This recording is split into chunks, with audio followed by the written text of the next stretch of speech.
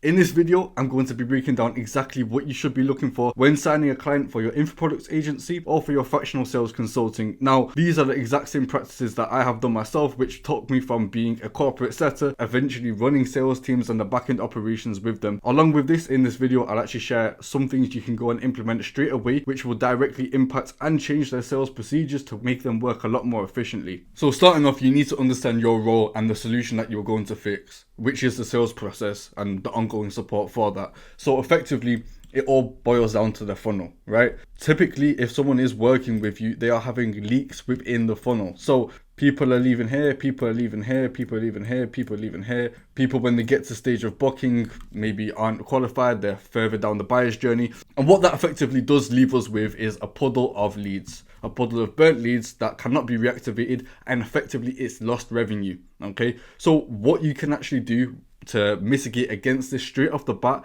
is fixing their sales procedures. So what that looks like really, because it's different in the remote space, it's a lot more lean. The sales cycle is more between 7 to 14 days compared to 3 to 6 to 12 months. So you need a really lean, efficient team where everyone knows exactly what they need to do and their roles if certain things do occur. So there's two types of leads. Let's say, okay, we get the leads from whatever source they're coming from. I'll go into what typically is best to work with later on, but we get the leads and we capture all of their data. So starting off, the first type of lead is a lead that visits the funnel, a direct booking. So they visit the funnel, they fill out the qualification, they jump on a meeting with the closer. At that point, there's automated follow-ups, and then the DM setter or the phone setter follows up with them 2 hours before to make sure they don't have any other questions for the meeting, and they actually are ready to go and effectively just super qualify the lead or potentially confirm them and make sure they are definitely a good fit. Because when you are running direct to booking, people can just lie in forms. It's much more likely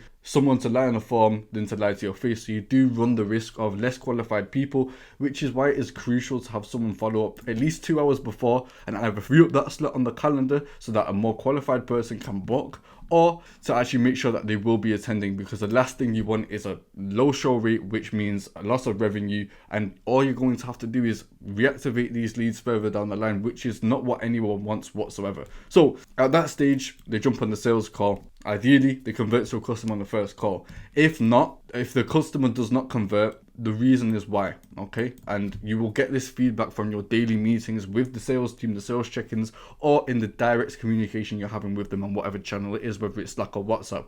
And you need to understand why. If at that conversation, they're deemed as unqualified, they're not financially viable, and it really does come down to logistics, or they're further down the buyer's journey, or maybe they're just looking around and they're not really ready to buy, they're not the ideal market fit, then they're unqualified and they get sent all the way back to the setting stage, where the setter can reactivate them further down the line to make sure they would be a good fit, and maybe they need a little bit nurturing. Okay, and then if not, maybe some people do need a second call, which is what they can schedule if someone is definitely a good fit. But the last thing you want to do is, if you're running sales operations and the management, is let someone schedule a second call if they have not put a deposit down and if they are definitely not someone who's ready to move forward. This can only be a situation where someone can schedule the second call if they are definitely a good fit, they've made a deposit, they've got skin in the game. Maybe they just need to sort the logistics of the payment out, maybe they have a few more questions, maybe they have a business partner that they also need to bring onto the meeting. Whatever it may be, as long as it's not a smokescreen and it's a legitimate reason why they can't move forwards on the first call. But as I said, the minimum should be a deposit, otherwise they're essentially unqualified, they're not going to move forwards. Okay, again, you reschedule and it goes back through the journey. If a lead doesn't visit the funnel, what you can do, and this is a trick to get much more qualified people who are more likely to show and really have a higher closing rate for the team as a whole, is the DM and phone setter hitting them up. So the DM setter essentially qualifying them, booking them for a meeting, or the phone setter calling them up, filling out the form with them, making sure they would be a good fit, making sure they do get the email, and then effectively booking them in. The reason why this is more preferable is it's more personable. They can essentially set the tone of excitement of what they should be expecting in the call, answer any questions that maybe aren't too relevant, and just make sure that they are ready to go ahead with everything. You can really get a better feel for people over the phone compared to someone who's potentially lying over a form. So if someone's saying they have a certain amount ready to invest, or they make a certain amount a month, they're much less likely to lie to you if you're on the phone and you can actually get the truthful answer out of them. Okay, so that's essentially what it does look like. It's a lot more lean. Okay, It's a very short sales cycle. You really want to get away from having as many follow-up calls as possible, because ideally the person you're working with will have a consistent lead flow of qualified people, and you need to attend to these qualified people instead of chasing around these dead leads that are unqualified and aren't going to close and haven't put any skin in the game. Okay, so that being said, I'll go into why. So the reason why is every member of the team knows their responsibilities. The setters know they need to follow up on unqualified people. The setters know they need to confirm calls and make sure people are definitely a good fit and to increase show-up rate. Okay, it's a much easier process to train and manage because you can have both setters and both closers on your morning call going over everything and what they need to work on as a team, rather than working with many different departments and about 20 different sales teams. If the offer does not permit that, there's no point over hiring. You want a team of people that are super qualified. They really know the ins and outs of the offer and they can absolutely go and kill it. Okay, and on top of that, you want it to be remote only. No one needs to close in person. It's the logistics you just do not need. It's remote only, and then of course only commission based. So closers typically getting 10% of the closed ticket value, not revenue. So let's say someone closes $2,000 on a call, they would get 10% of that instead of the recurring revenue. And then the setters would get 5% of the cash collected when the closer does close that meeting. Okay, so typically what teams will look like is 2 closers. They can bounce off each other. It creates healthy competition within the company, and 1 or 2 setters. Now, you don't always need a DM setter. I definitely would recommend it if the volume is there, but 1 SDR, so a phone setter, can also double as a DM setter if needs be, but I would say 1 or 2 setters are definitely needed, okay, because then they can get the most out of the meetings that they are getting because they are effectively on half commission. Also, what you will want, the closers should be on 45-minute meetings, and that's not back to back. So 45 minutes starts on the hour, and then they have a bit of time. They have a 15-minute buffer towards the end of the meeting where they can either prepare for the next call or do the extra objection handling they do need to actually push the deal across the line. On top of that, you only want to hire people that are full-time. There's no point hiring people that are part-time. You want people to put their all in for this offer. You want people to grow with this offer. The sales reps and SDRs need to be sold on the offer. If they are not sold on the offer, they will be part-time. You do not want part-timers in your team. Along with that, similar time zone to the offer owner. Why would you hire people all the way over in Australia? It genuinely just does not make sense. People need to be of a similar time zone and work on a similar schedule, because yes, meetings can be booked all over from different locations in the world, but if the offer is US based, the sales team should be US based or at least in US time zone. And then on top of that, previous experience in similar roles. So let's say someone has never sold on a real estate offer and has only closed in trading offers. Yes, they can definitely be a good fit, but why would you work with someone who's not worked in the same industry where you can work with someone who has been in the same industry? They're going to be much easier to train. They're going to know a bit more product knowledge, and they're going to know how to handle a bit more of the specifics as far as objection handling if a bit more detail does come up. On top of that, so all you really do need on the back end starting off, there are extra things you can add, but if you're starting it from bare bones,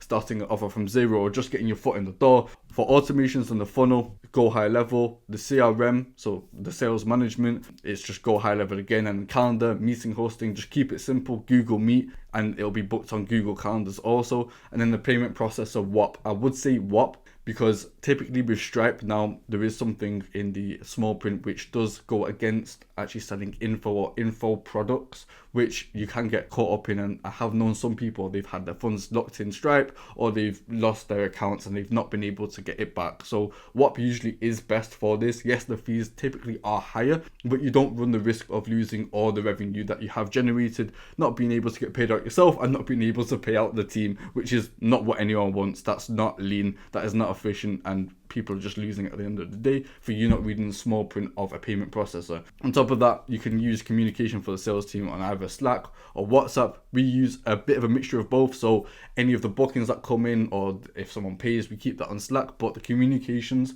that we do have with the sales team, they are ongoing throughout the day, so we prefer to keep it on WhatsApp. We can send voice notes, group call in there, just follow up with people a lot more efficiently. That's just our personal preference, but if you'd rather keep it on Slack or a different platform, that's completely up to you. And then on top of that, so training and tracking docs, so like PDFs going into detail of what they should be learning, product information, the scripts, frameworks, all that good stuff on Google Docs. And then on Sheets, you can actually track their revenue, the percentages they are making, and all that good stuff also. So lead sources. I said I would get into what lead sources are typically best, and of course I will always side with organic. Organic is always going to be better. People are a lot more nurtured. They're trusting people a lot more with the program. And on top of that, if someone is signing up for a payment plan, not everyone will pay in full. So let's say it's a 5k program. Some people might pay 2k, 2k, and then 1k, whatever it is. If it's an organic lead and they've been nurtured, they're going to be a lot more likely to continue paying that payment plan, which continues making money for yourself and the offer owner,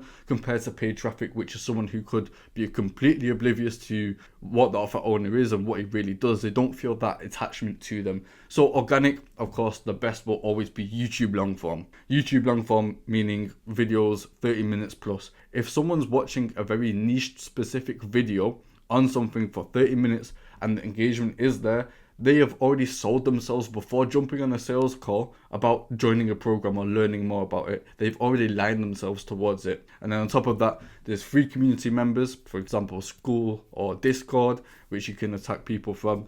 And then the email list as well. People have signed up for something, you've got the email. And then low or mid ticket service. So if someone runs like a paid community or a paid program or a paid course, or they've sold something to them in the past, they've already spent money with the offer owner, which means they're going to be a lot more likely to spend money with them again, especially if the offer or whatever they have bought in the past has left a positive impact in their business or their life or whatever it may be. You can go for paid traffic. Definitely not against it. We've ran this before. Paid traffic, Meta ads, YouTube ads, but I would say minimum budget of at least $5,000 per month. A trick you can do with Meta and YouTube ads is actually steal other people's audience, so run a custom audience, or really just hone it down with actually following up with people, essentially using it as a reactivation campaign. Okay, so that being said, that's what you should be able to implement for people and what you should look for as far as where they are getting their traffic sources from. Ideally, you don't want to work with someone who's got like a Instagram 100k followers, they've got the worst engagement possible, and they're just doing call to actions on their Instagram story. These are leads of people which are going to be just scrolling all day long, looking for the next get rich quick scheme, and they're not vetted, qualified leads. They really probably don't feel any type of way about the offer owner or really understand too much what they do, and chances are they're window shoppers. So when you are looking for an offer, there are a few things that you do need to take into consideration, especially on the specific side and the previous experience, to know that it would be a good fit and a good worthwhile investment for your team and for yourself. So what I mean by that is it needs to have enough capital for you to be able to effectively feed the team so that they can elevate alongside it. So I would say at least a minimum of $4,000 ticket value. Bear in mind, if a closer closes that, they get $400. And if a SDR gets their commission, that's $200. So that should be bare minimum. They need a lead list of some form, whether it's email or paid community, you name it, of at least 5,000 people. That's more than ample to run the offer for a number of time before you kind of exhaust that list and have to start doing some paid marketing. Okay, they need a heavily engaged following also. So you can see this especially on YouTube if you use certain different add-ons, really on how engaged their audience is, whether it's someone just scrolling, finding the next best thing, or people are watching the full video all the way through. And that's what you're really looking for. You need an engaged audience because, as I mentioned before, they need to actually be nurtured from the organic content already for them to actually be a best fit. On top of that, I go on about this in a few different videos. Two major things is, one, a make money niche. People pay a certain investment. They know if they make this investment, they will make more money in return over the time span of the offer. And on top of that, a niche dialed for growth. For example, AI, a buzzword which is only going to scale up and become more and more prevalent in everyday life. People want to be a part of something like this. People want to be part of the next big wave. So if you pair both of them together, all you're really doing, if everything else checks the box, is nudging things in the right direction and following the natural growth and just keeping up with it and managing everything.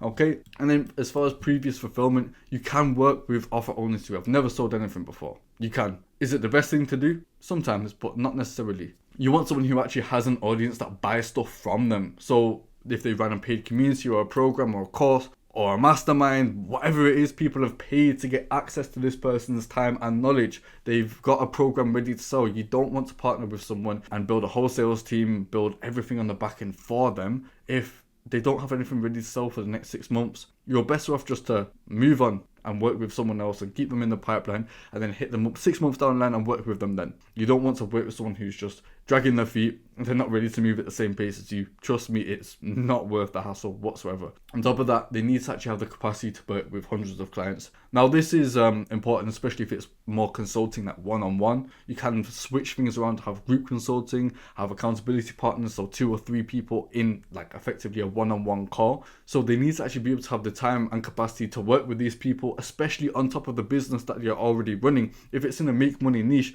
chances are they run their own business. Okay, that's what they're teaching. They need to actually spend time doing what they are doing to teach that. Okay, it needs to be time viable for the person to actually go out and do that. Okay, you need to be able to onboard at least 30 clients per month realistically, so that everyone can eat. Yep. Okay, and then as far as the back end, you need systems in place, as I was going on about before, which you can build it on go high level. So following up with people, automatically nurturing them, sending them freebies, sending them over the funnel booking page, and you can build out a number of them and kind of split test them and really work out what does function best. And on top of that, you can do kind of post call to actions on their social media platforms or the sources that they do have available. So that can be YouTube, a call to action for people to book a call in the calendar, school or community or Discord posts, and then email marketing also. You can flip this around and not do direct bookings. I would say 9 times out of 10, it really does depend on the lead flow that you are getting in.